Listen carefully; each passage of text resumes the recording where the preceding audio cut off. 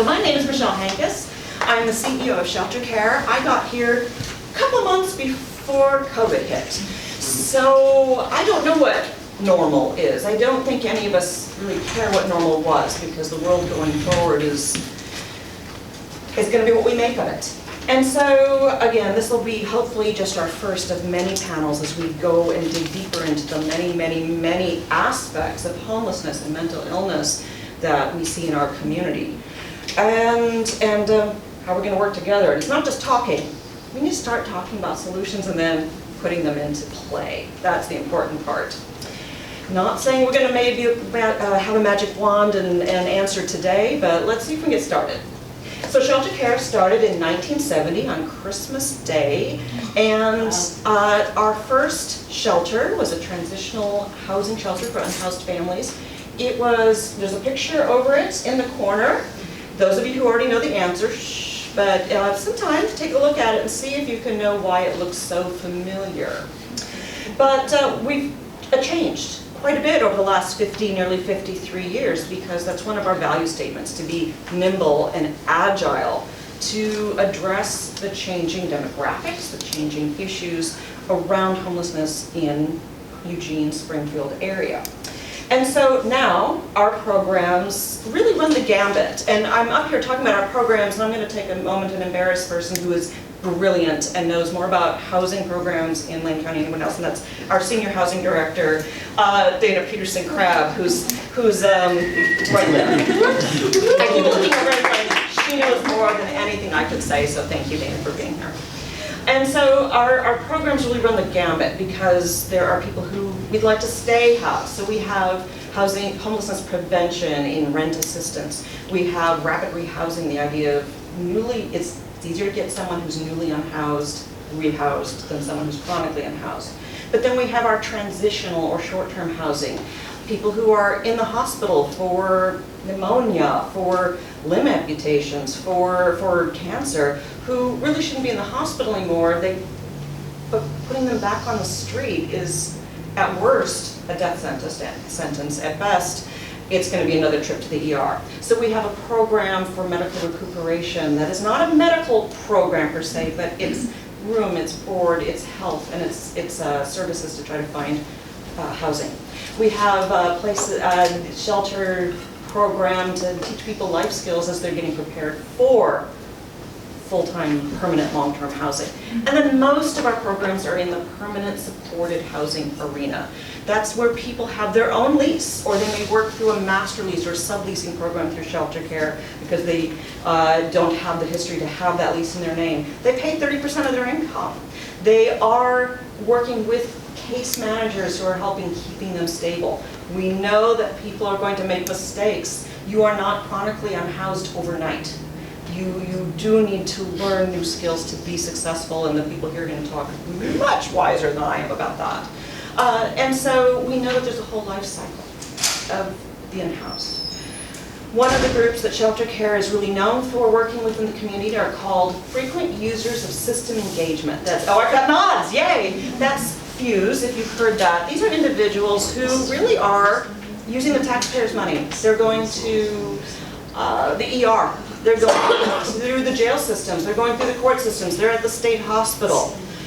We know from studies that putting a person who's in FUSE into a ShelterCare program, a housing first program at other places besides ShelterCare, but I'm only talking about ShelterCare, it's an expensive program. However, when you look at the numbers, you look at how much you spend taxpayer money on an individual who's chronically unhoused, a frequent user of system engagement each year, compared to what you spend the year they're in the program, the community saves $27,000 per person annually. Dana, how many FUSE clients do we serve? I put you on the spot, but it's close to 200 without all of our programs. Yes, sure, yeah, I think so. It moves around. I'm doing the math really fast in my head, and it's not working. Think about 27,000, let's just use 200, it's about average. 27,000 times 200, and that's just ShelterCare. It does pay off. We know people mess up. We know people lose their housing, we gotta start over. They're not out of the program. Just start over and learn their lesson, and try again to be successful. And I've got a few people over here that work with individuals every day. We have Chad Ward over here. Wave your hand. You don't need to be embarrassed. He's in our permanent supported housing. We've got Alyssa, who is our marketing coordinator, who set this up. You'll meet Chris in a little bit. Andrew is the executive assistant who really makes sure that everything works. Everything works because of Andrew. Did I miss anybody? Okay, just wanted to make sure all staff were there. So that's kind of shelter care. But you're not here just about shelter care. You're really talking about root causes of homelessness. Let's start, why? We have here 4 experts who know a whole lot of stuff. And what we're going to do is let each of them introduce themselves briefly and do a little intro. And then I have some questions that people have already submitted. And we're going to go through some of those. And then, of course, we'll open it up here. If in this time we don't have enough time to get every question, because that could happen, please make sure that you send your question to development@sheltercare.org. And we'll try to find the right person to answer it, because we don't want to cut anyone off, but we also know that some of us want to go home for dinner sooner or later. So with that, it looks like, Chris, you're up first. Looks like it. Stuck on the thing there. Is this on? Is it on now? All right. Hey everybody, I'm Chris. You can see me up there on the screen. I'm an older adult behavioral health specialist, and my focus is on older adults who have mental health conditions, disabilities, or both. I've been working on this program since 2015, and I work closely with all of the other organizations that serve older adults, like Senior Disability Services, hospice organizations, long-term care communities, anyone you can think of, senior centers, individual villages of older adults. So I do a lot of community education.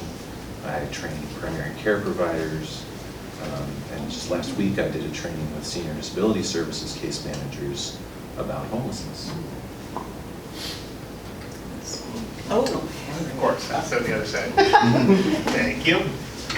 Good evening, everybody. My name is Henry Fields. I work for the Oregon Employment Department, and I am an economist who studies and analyzes the Lane and Douglas County economy. So basically, my job is to make sure that local people have access to the data that they need, specifically around things like employment and wages. So if you had today's panel questioning whether I'm really an expert, I'm right there with you. But learning today, I think I have a lot to learn from this panel as well. But what I have to share and what I'm going to kind of try to talk a lot about tonight is there's a lot of economic conditions that I feel like everybody can benefit from understanding that are a contributing factor to homelessness, that make it more difficult to solve problems about making sure people have access to the services they need. And so that's kind of my perspective for what I'm bringing to the table tonight. Thank you for being here. Hi everyone. I just realized that picture is so blown out. Ooh, it's real bright. Hi everyone, my name is Tim Morris. I use he, him pronouns. I'm the executive director of the Springfield Eugene Tenant Association. We're a 501c3 nonprofit dedicated to renters' rights and interests. And we have the only free tenant hotline in the state of Oregon where any renter can call, ask questions, share concerns, and we can respond within 48 to 72 hours with whatever issues that they might have. So anything you could think of, between application fees to my landlord is sitting outside my apartment with binoculars, what do I do? Anything in between that. We also take a lot of the data that's in our hotline that people call, whether it's their demographics or why they're calling, and we report on that. So we report on things like what's the biggest reason people call us to ask for questions, and so we can answer. It's usually habitability or evictions. What is the income level of everyone who contacts us? Well, about 70% of the people who seem to have issues with their rental units are below 120 AMI, and so we can respond to answers like that. And it's been a really interesting part of our organization to be able to provide a direct service, help out people, and then also provide a lot of information on the other end as well. And we've been around since 2019. We started right before the pandemic, and no one cared about us before then. And then people started really caring about us right when the pandemic started. So we've grown super fast. We started with 1 staff person, I think, in 2021, and we now have 6, and I think we're trying to bring on 2 more. So I've lost track. But it's been going really great, and I'm really excited for being here, and thank you for taking the time out of your evening to be here and listen to us. So thank you. I'm Chris Webb. I'm a traditional health worker supervisor here at ShelterCare. I've worked at ShelterCare for a little over 4 years as a peer support specialist. This is a new role for me. I have tons of lived experience, and I hope to be able to answer some questions looking through that lens. That's it. Thank you. Okay, so, whoops, as I drop everything, there we go. You've met our experts. What do you think of them? Yay. Let's give them a clap. Give it a go. So, again, many of you submitted questions already, and appreciate that. Sometimes that just is nice to keep the ball rolling, and so we took them, we kind of combined all the ones that were the same so that we have duplicate, and then we'll open it up for more, because I'm sure it'll get juices flowing as you're going. So we'll go through these, and then raise your hand and I'll call on you so that we're in an organizational system to do this. So the first question, who are the people living in the tents on our streets? Where do they come from? They come from Oregon. The majority of the people that are homeless in Eugene are from Eugene or Lane County.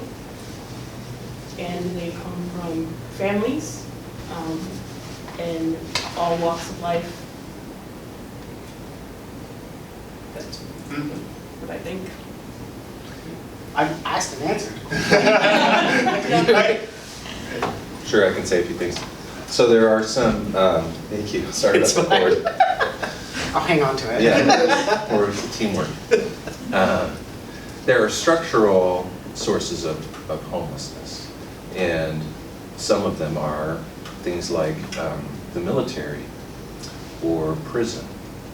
So when someone is taken out of a developmental phase of their lives and put into a highly structured environment like the military or prison, when they get out, they often have passed that developmental period.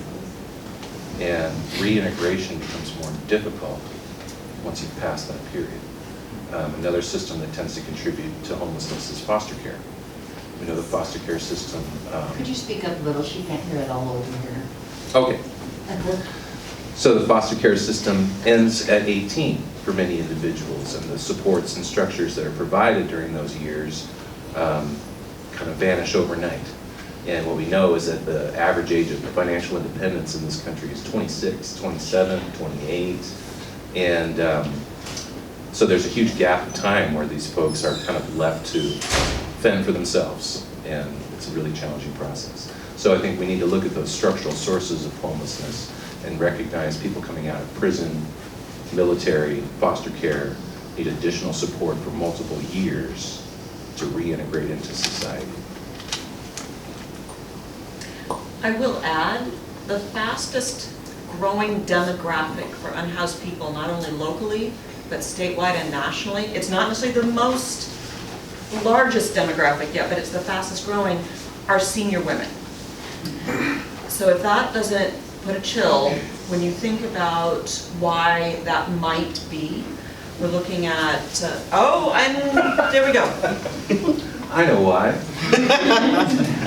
No, that is my target population. So, yeah, what you're saying is people on a fixed income that might be partnered with another person on a fixed income, if that person dies, their income's cut in half. So I think that's really driving the increase in senior women. Not to mention the fact that housing costs are increasing at a much greater rate than Social Security income. So knowing that a large portion of our older female population is reliant 100% on SSI, you just do the math. Let that for you. All right, so what are the different, well, we kind of started going down this path. What are the different contributors to homelessness with families versus individuals? For example, economic factors, cost of living, rental availability, emergency shelters, et cetera, et cetera. Is there a way to identify the top contributors? So my work is primarily around homelessness prevention, so before someone even gets to the opportunity of... Tim, if we can all hold it right up, it's a loving night here. All right. Hello. So part of my work is homelessness prevention and ensuring that people do not lose their housing. So from our perspective as renters, there's a lot of reasons as to why someone loses their housing, but we know that about 40% of the people who are unhoused have been unhoused because of evictions. And so it is across the gambit of why someone might be evicted. There might be a for-cause reason of, there's a non-payment of rent, they can't afford their rent, or even some type of damage to the property or something along those lines where they just don't get along. Or no-cause evictions, which are largely untracked and landlords do not have to provide a reason to remove someone from their home. And so there are a swath of people in our community that have lost their homes and lost their only shelter because of an eviction. And when we talk about moving into a new home, many landlords charge first month's, last month's, and a security deposit. And if we do some quick math, let's pretend, for example, that the average rent is $1,000 for a unit. Super not, but let's pretend anyway. And first and last is $2,000, and the average, or the typical security deposit is 3 times the rent. So now we're talking $5,000 to get into a new home. And many people, if you have a for-cause eviction, there's either 30 days or 90 days of evictions that come in. You have either 30 days or 90 days depending on your situation. I can't get $5,000 in 3 months. I don't know many people who can. And so one of the biggest contributing factors from our perspective is just people receiving evictions or being priced out of their homes. Just one thing, which is that, again, not an expert in terms of what helps someone, what contributes to someone ending up on the street, but what I can say is there's a lot of economic conditions that necessarily complicate every step along the way. So for example, one thing not a lot of folks know is, if you just look at the average wage per worker, for example, in Lane County it's about $10,000 to $15,000 less than in the US. Across the board, I mean, obviously it takes into account different types of jobs available here locally, but all else being equal, that's a big concern. Then you add in the fact that housing itself is that much more expensive here in Lane County. So you're dealing with lower wages, higher housing costs for a lot of different reasons. Both of these things are not simple to fix. It's not simply the case, for example, that local employers are mean or U of O grads are driving down the wages. There's a very complicated history that makes it that way. But simply acknowledging that that is a factor means that anybody working is going to be dealing with those conditions and are then more likely to interact with those type of situations that Tim was talking about. So.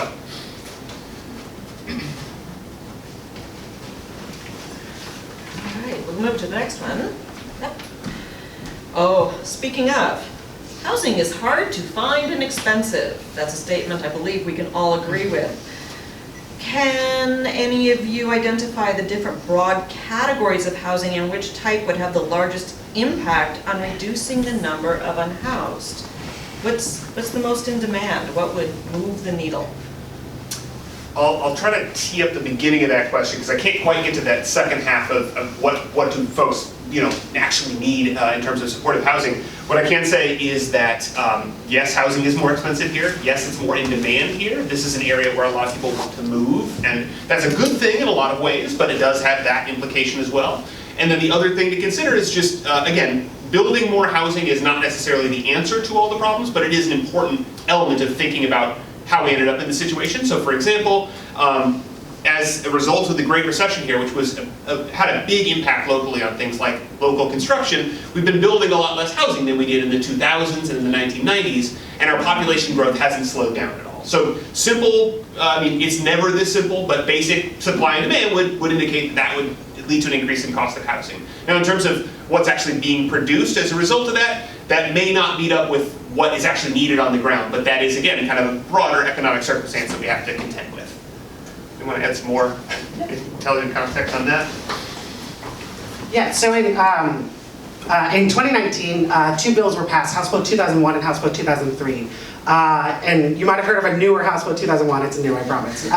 But the older one, what it did was any zoned land that was for single unit housing had to now accept duplexes, triplexes, quads, cottage clusters, I'm forgetting one, but townhomes, and a whole swath of new different types of housing. So that was House Bill 2001, and House Bill 2003 required a regional housing needs analysis from every county and locality. And so I wanted to kind of mention the House Bill 2001, where it was identified about 3 years ago that we really need to expand the amount and type of housing that exists on our current lot. For example, with the city of Eugene, 91% of the city of Eugene is zoned for R1, which is single unit housing.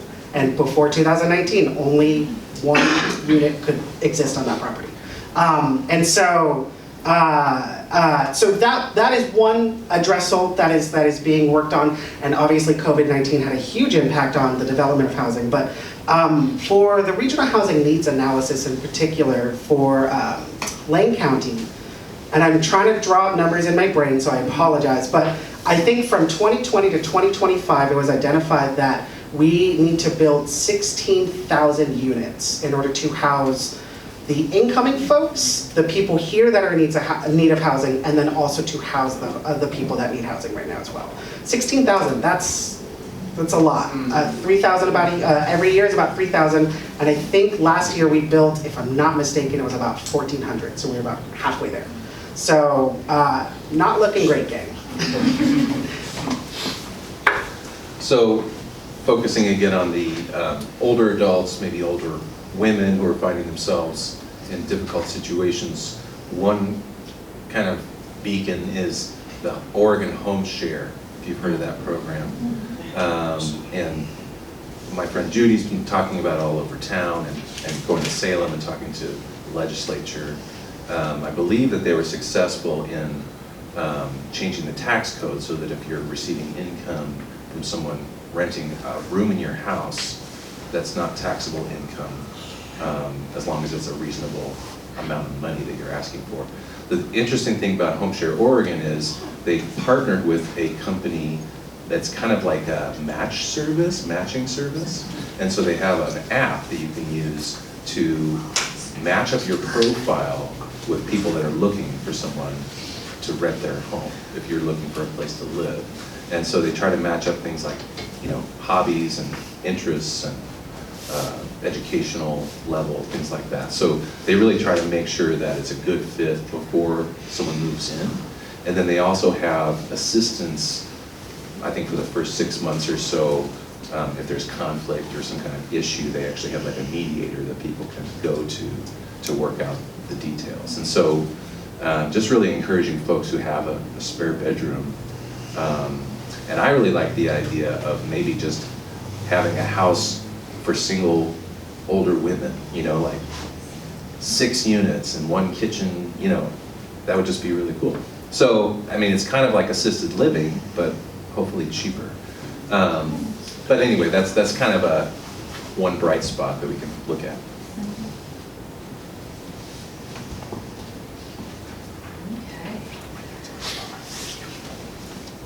The unhoused, we're back to you. Okay, Chris. All right. The unhoused senior and aging population is expected to grow significantly in the upcoming years. What patterns are you currently seeing with this population that may increase with seniors? I mean, you started to talk about that. And what can be done to mitigate this as a community? Yeah, that's tough. Well, yeah, the demographic shift that started in 2015 of the baby boomers reaching age 65 will end in 2030. So that'll mean all baby boomers will be 65 and over in 2030. And the number of people over 85 is going to be more than we've ever had, obviously. And by 2035, we'll actually have more people over 65 than under 18. Now, if you go to any rural area of Lane County, so Florence, Oak Ridge, Cottage Grove, Bonita, they're already there. So already the percentage of the population in rural areas is much older. You know, the average age is getting close to 55. So the problem I see is that we have the older adults concentrated in places that have the least amount of services and the least amount of access to things like home health care, right, or hospice. So I see a lot of issues around that. So I think we will see a shift of people moving to where the services are. So there's going to be increased pressure on the more urban assisted living, independent living areas. And so I really think that, so if you look at the way that Section 8 is given out and some of the other housing projects like Parkview Terrace, Riverview Terrace, and Cottage Grove, you know, they do prioritize folks that are older and disabled. I think we need like 5 more of those. And they're all HUD-run, you know, buildings, so it's federal funding. The last time we built these big, you know, tall, multi-unit buildings was in like the 50s and 60s. And we need more of those. I have another response too. And sorry, I'm coming with all the bummer responses, so I'm so sorry, everyone. Pretty famously here locally, you might have heard about the Eugene Hotel seniors that had been advocating for themselves. Many of them had been going to city council to share their experiences of receiving a rent increase this year. There was a bill in 2019 as well called Senate Bill 608, which changed the rent limit. It changed the rent amount that could be charged. It was 7% plus CPI, Consumer Price Index, otherwise known as inflation. This year, in 2023, that current number that the rent can be raised is 14.6%, 15%. I take a quick moment, think about how much you pay your rent and what would 15% extra look like in 3 months. And so for a lot of these seniors, they received the maximum amount and have the same exact conversations that we were talking about of, if I'm on SSI, if I'm on a fixed income, how can I take on a 14.6% rent increase? How can I do it? We spoke to many of the seniors, and it's heartbreaking because a few of them wish that they wouldn't wake up when they got their rent increase because they don't know what to do and they'll be unhoused. I also want to highlight too, this sets up a really horrifying precedent currently for these seniors and elders that are living there and just trying to do what they can to make it by. But a lot of these folks, you know, I had a chance to talk with some of them individually. A lot of them had worked really hard to set up themselves for retirement. They saved, they put money into the bank account. They did the quote unquote right thing to retire. And here they are facing homelessness. And so for future generations, for people that are the next 10 years down the line, what does saving for your retirement really look like? And so it's setting up not only for these elders and seniors, but for other people that are now making it to retirement age. What does that really look like for you? So again, super bummer answer, so sorry.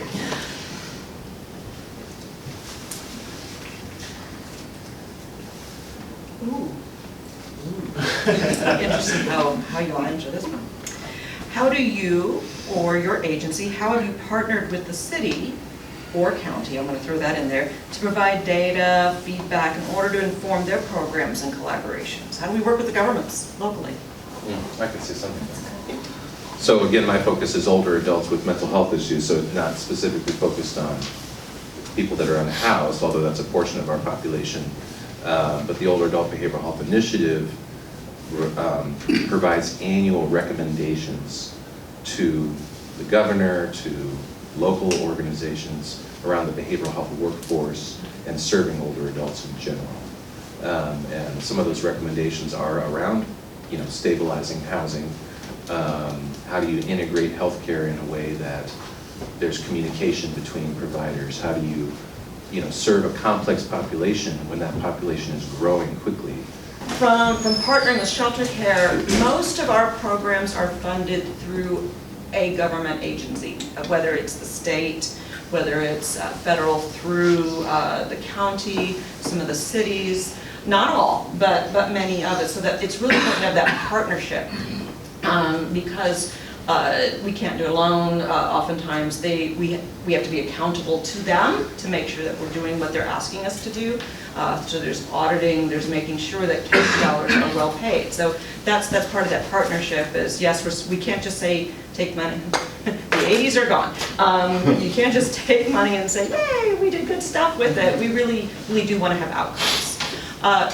One of the recent things you may have heard about, and we've been talking about this up here, is the governor's announcement on January 10th to say, this is important, we're going to put money, we're going to do this. And there was the story not that long ago that Lane County got bragged on, that we had the best plan, and I know we had a few people in this room who were part of working with the county. I have got to give county leadership at Health and Human Services credit for pulling the right players together to say, we don't really know all the rules yet, but let's start talking. Let's make a plan so when the rules come out, we're ready to go. Dana was a big piece of it, some of our other staff and other people in the community. Tim, I think you were part of that, and others. So when that, how much is it, 130 million? Something like that. It was a lot of So money. ready to answer questions. So, but you know, Lane County's getting its fair share. Now, how are we going to make sure we spend it very quickly, because it's a short timeline due to it being linked to the proclamation. It has to be within, now it's less than a year to get some significant programs in place. I know most of us are excited and yet a little worried about how to make sure we're doing it well, because if we don't do it well, we have all of you to answer to, and it's important. Okay. You know, I'm going to jump to a question here because of something that Henry said, and it's the definition of housing first. What is housing first? And Chris, you know that one's for you. Yes, it is. Housing first is a philosophy, And hold it up to you. it is a philosophy that values providing low or no barrier housing with supportive services. The idea is that if an individual's basic needs are met, they will be able to move forward with their lives. They will be able to focus on mental health, physical health. They can start establishing rental history, build relationships with landlords, sorry, possibly establish incomes. Housing First is trauma-informed, person-centered approach that supports participant choice and autonomy, in a nutshell. Ask and answer. There it is. It's not housing last, it's housing first, but then there's other things. And it's also not housing only. Yeah, that's what, you said it better. Of course. All righty. Ooh. Magic wand time. What would a sustainable county-wide plan to reduce the numbers of homeless family, individuals and families that are and will be experiencing homelessness look like? Magic wand, what would it look like? Money. I was gonna say funding. Money. It's funding. Funding for what? I'm gonna keep pushing. Right, you just said that the county is going to receive a chunk of money, some millions of dollars. What are you gonna do with that money? Because that would say, what if you got 10 times that amount? You gotta have a plan for doing, and so that's, what are we gonna do with that money?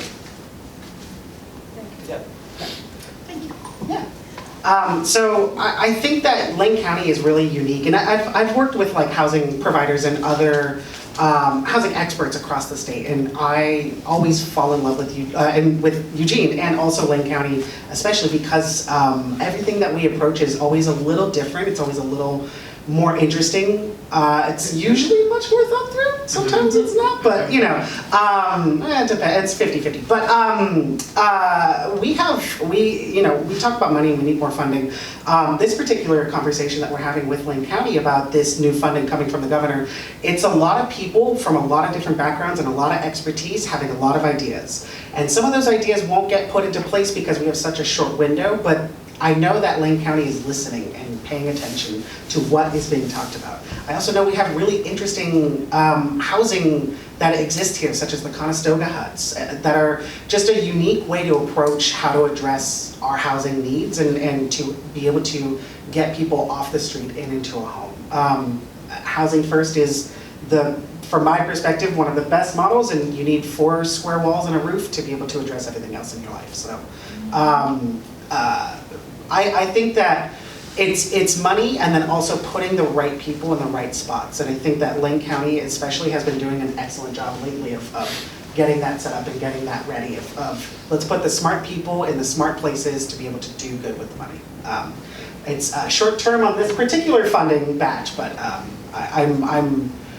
it has been a while since I feel particularly optimistic about what is happening locally. And so, yeah, I think.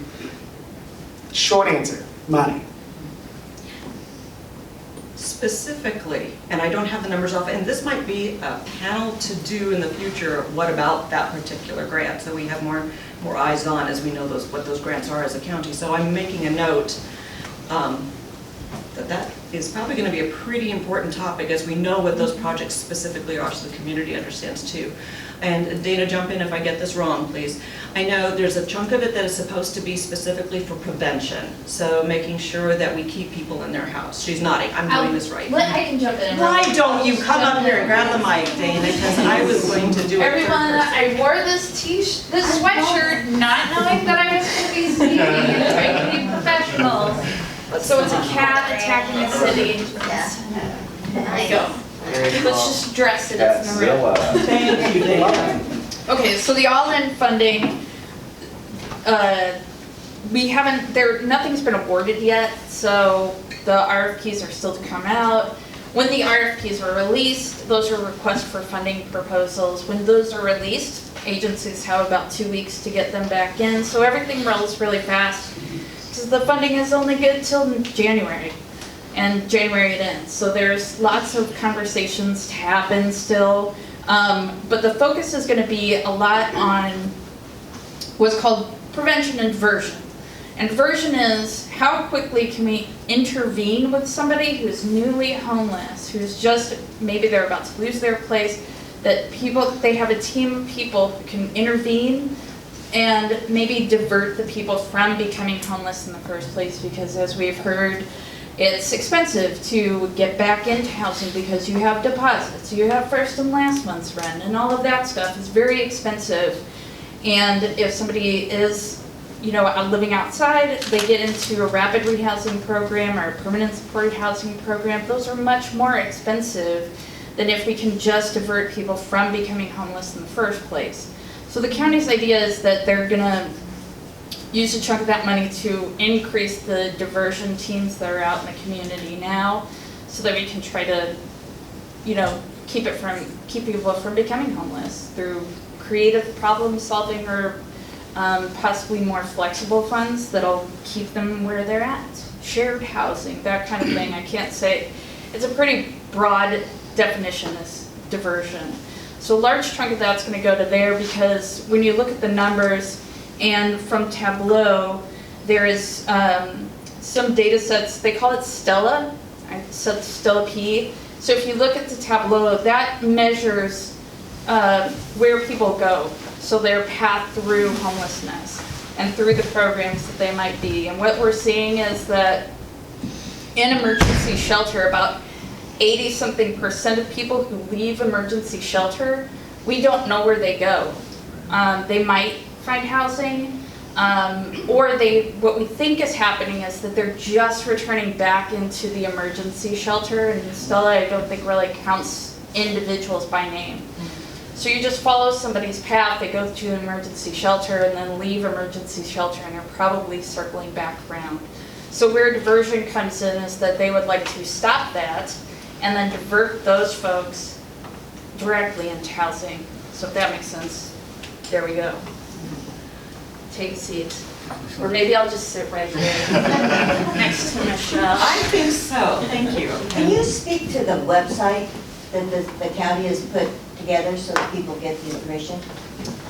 So I believe that the tab that they have off this memory thing is plans and projects. I can't remember what exactly it's called, but if you go to the main county website, Department of Human Services. Human Services Division. Thank you. Yeah. I was like, these words are not in the right order. But it's like plans and / publications. And then it should direct you to a Tableau site. I can't remember exactly what the name of the website is. But if I'll look it up and see if I can find it. I think you can also Google Lane County AllIn. Yes. And that takes you to everything. They do. If you go to the website, it'll have like one, on the left-hand side, they have like, whatever, table of contents, and it'll say AllIn as a separate, all by itself. And you'll see there where kind of how they want to divide all of the funds up. One of the things that they want to do is increase the number of emergency shelters that we have. So we have like 200 something, maybe a little bit more than 200 safe site spots. And if we can just make some modifications to the sleep safe spots, then they will be emergency shelter instead. So it's like heat and electricity and things like that. Sure. No more S's. Safe sleep sites, you can't say it 3 times fast. And the data is, if you go to lanecounty.org and put in the search bar, homelessness, the page will pop up and the first link says homelessness in Lane County. Click on that and it takes you to the data. For now. I mean, they changed things around, but that works today. You had a question, we're just gonna jump to you, why not? Great, I was just curious if you've been told yet, if you have an estimate for when the RFPs will be released? Any day now. Okay. That's all I know for sure. Any day now. Are you ready? We're coming, oh, let's go.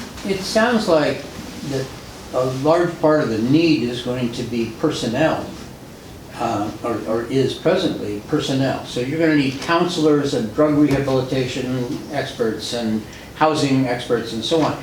And I'm wondering, and I guess, again, Henry is the one, the employment division, right? Mm-hmm. Yeah. So are all these agencies and community supported shelters and all these other people that are working on the issue all going to be hanging out signs, help wanted? And they're all going to be in the same situation as the manufacturers that are looking for a welder and can't find one? Yeah, really good question. I bet Chris will have some good insight on this as well as other Chris. I think that's a very good insight. I would say too, a lot of these occupations are things that have been growing very quickly for a long time and have been somewhat difficult to fill. So there is definitely a concern about that. What I will say, kind of, I guess the positive side of that coin relates to something that Tim specifically was talking about, which is one way to think about how things are done here is we have a lot of people with very deep expertise in our area for an area our size, and that's kind of something that you can actually see looking at a lot of different numbers, which means there's not really a community our size that has a Whitebird, that has Conestoga huts, and those are representative of local expertise in a way that I think really helps us punch above our weight. Not to say that it's going to be easy by any means, but and I do think being aware of that context, especially, you know, say new construction is going to happen, it's very difficult to find skilled construction workers right now, kind of across the board. But if you were going to be anywhere managing kind of an innovative program, I think Lane County is not a bad place to be. I just think that we need to be conscious of things like the wages we're paying, the pressures that are on individual workers and things like that. And that takes a lot of deep thinking that is, you know, it takes a multidisciplinary approach to try to solve a problem like this for that reason. Yeah, go ahead and Chris. And while you're passing that down to Chris, this is probably my soapbox, my personal thing that keeps me up is I have amazing coworkers who do excellent work. But what keeps me up is that none of our contracts really pay them appropriately. When you can make more going to Five Guys down the street than being a case manager. And well, I'm not saying that flipping hamburgers is easy, because it's not if you've ever gotten to do that. But working with very challenging clients can be heartbreaking and heartrending and very stressful. And so that's a problem when very highly skilled people doing really important work, I can't get them in the door because of the pay. We were saying that this is going to come. It's already been here. Oregon is in a crisis for mental health professionals. We can't find them. They're not there. It wouldn't matter what we pay. They don't exist. We just are. There are certain things that are just not available to get, and we need those counselors. We need those addiction counselors, peer supports. We need everybody. The team that Chris works with, the peer supports they all have their own story, which makes them so valuable, but we need to make sure we're paying them livable wage so they can pay their own rent, so they don't become clients. So that is, okay, I'm a little passionate about it, but now I've riffed long enough and Chris has the mic. Yeah, so, well, the good news is this money we're talking about for housing does not have to pay for those other services. So we have Medicaid, Oregon Health Plan, and currently about 30% of the population of the state is on Medicaid. So the CCOs are in charge of managing those benefits. 30% of the population of the state is on Medicaid? Is on Medicaid, absolutely. Yes, that's been the case since That's kind of stunning. 2012. So when you're talking about the funding for these projects for housing, focus on that. That does not mean you're going to have an influx of new people looking for services like addiction treatment, mental health. Those folks are already able to access those services now, being unhoused. They need those services to stabilize, and we don't have the workforce that we need. But I don't want you to get the idea that some of that money that's coming for housing, it needs to be spent on these additional services. Those actually will be paid for through the individual's Oregon Health Plan, through the contract with the CCOs. So that system, that process is already in place. Can you explain what a CCO is? Oh, sure, sorry about that. So we have the Affordable Care Act. You're familiar with that federal program. So in Oregon, we have what's called a waiver. And our waiver allows us to form these coordinated care organizations, and they fit under the umbrella of an accountable care organization. So in Oregon, we call them CCOs. Federally, they're called ACOs. And so they are basically a contracted entity who manages the benefits of Oregon Health Plan recipients, much like any other insurance company. The difference is there's no co-pays and there's no co-insurance for individuals on Oregon Health Plan. And the benefits are not quite as limited as private insurance, although there are limits on the benefit.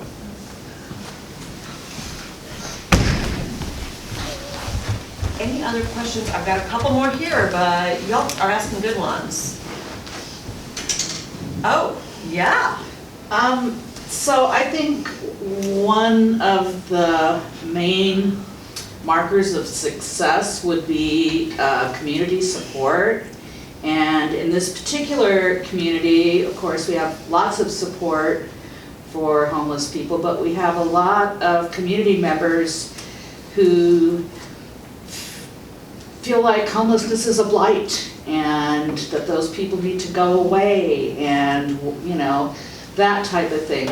So I was wondering if any of you had any ideas about what, for instance, like people that I work with, when they start talking that way, I'm not sure how to deal with it. And I don't know if there's a better way to engage them, or if I just have to sit there and shake my head and go, that's really sad that you feel that way. So. Well, I think, I don't have all the answers, but I'll just get us started. So I work with service providers, social service providers a lot, and everyone has implicit bias, right? Everybody brings their own biases around socioeconomics, around, you know, mental health and addiction, around aging, all those different things. And so folks operate based on that implicit bias, really whether they're aware of it or not.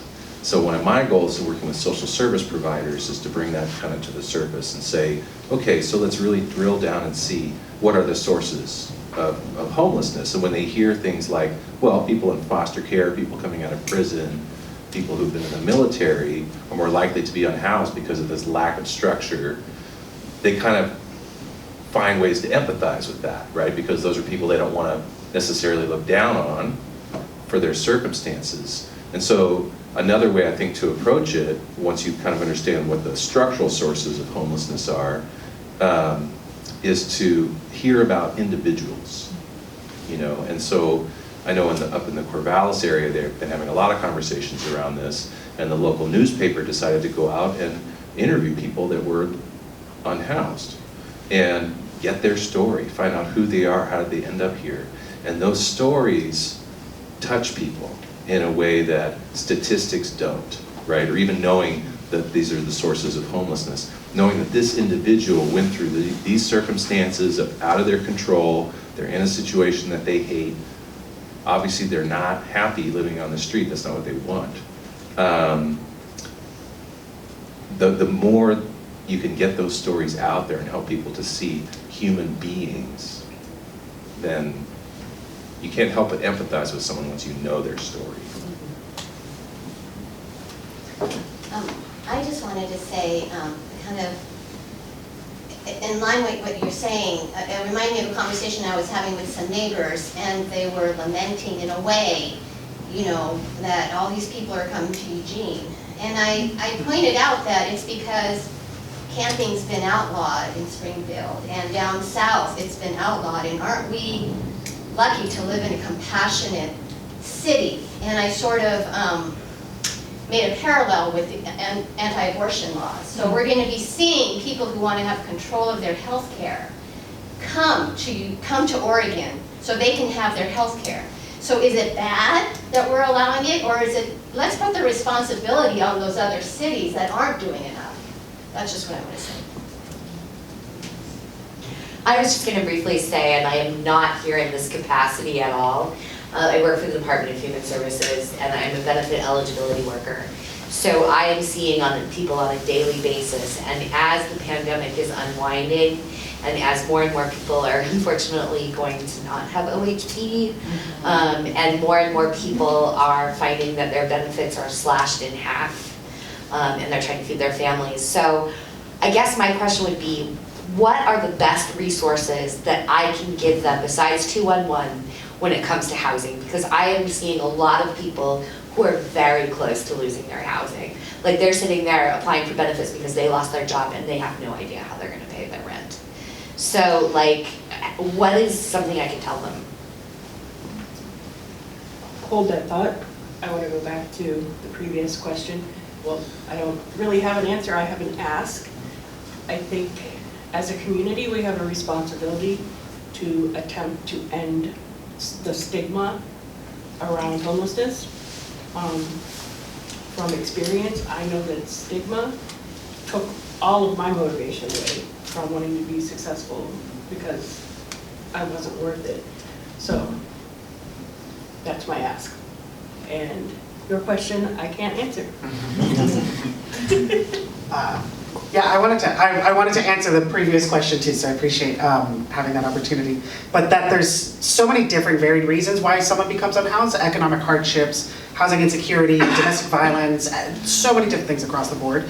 And so if you come forward with one solution, you probably don't have the right idea in mind, because every individual has a different reason for being there. And so the way that we address homelessness is varied, is individualized, it's unique. And so if someone is interested in just removing all the unhoused, they probably have a very specific agenda in mind that's not coordinated care, that's not trauma informed, and it's not helpful to our community. So it's a hard conversation. It's one we have with, you know, racist grandpa at Thanksgiving that we have to have, and it's those hard conversations. But those specific conversations are how we do it, and it's on an individual level of, hey, do you know what you're saying? Do you know what you're actually advocating for?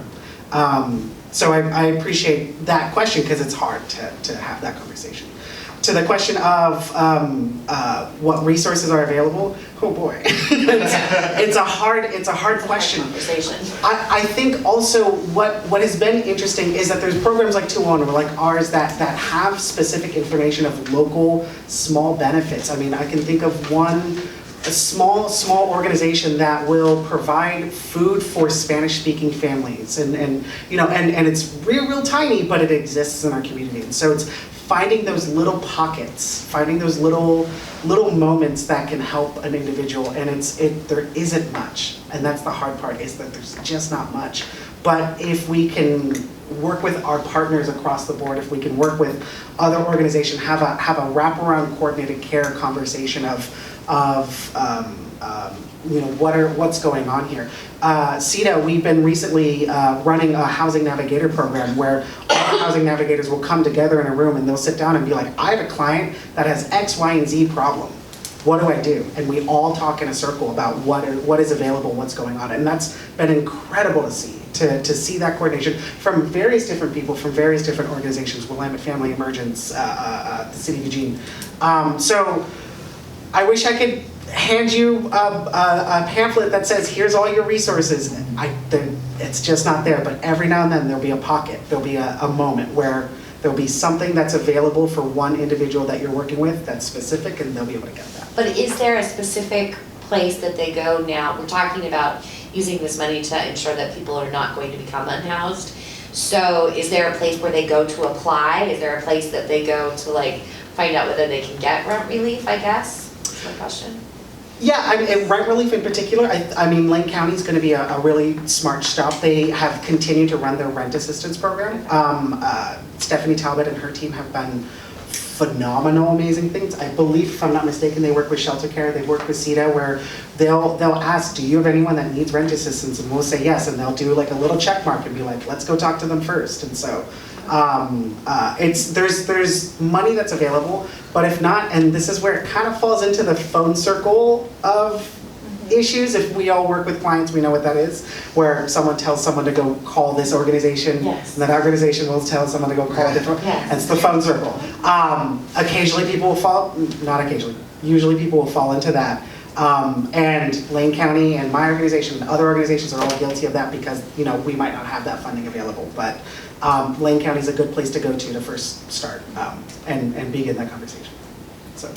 One quick thing to add to that one. This is, I would assume, if you work with DHS, not news to you, but for the benefit of folks in the room, in that specific instance, if somebody's lost a job, I really want to raise awareness about WorkSource, which is the job seeker side of OED, of the employment department. A lot of people think that it's for folks that are on unemployment. It really couldn't be further from the truth. It is, if you are struggling with loss of a career, if you even just want to consider a career change, they have folks there that can help you. There's lots of services that you could qualify for based on your circumstances, but if you just walk in the door and want some help looking for a career, they can really help you. They're over on Coburg Road, on Oakmont, behind the Albertsons over there, but it's a great group to work with. So sorry, go ahead and take your question. My name is Mel Keller. I work for the Fair Housing Council of Oregon. If folks are in danger of losing their housing, we often invite them either to check in with us if it's something related to discrimination, but if it's just an eviction that, you know, is due to non-payment or something like that, we really appreciate all of the work that Legal Aid does and the Eviction Defense Project at Portland State. They have like folks on call who, if you get an eviction summons, will go to court with you and represent you in those situations. And so making sure that folks who get eviction notices are responding to them with their rights and know their rights. CETA does a lot of that amazing work too, and just keeping all of those resources in mind as well. Thank you. All right, so I'm gonna, go ahead. So, what do you think the impact of the Stabilization Center is going to be?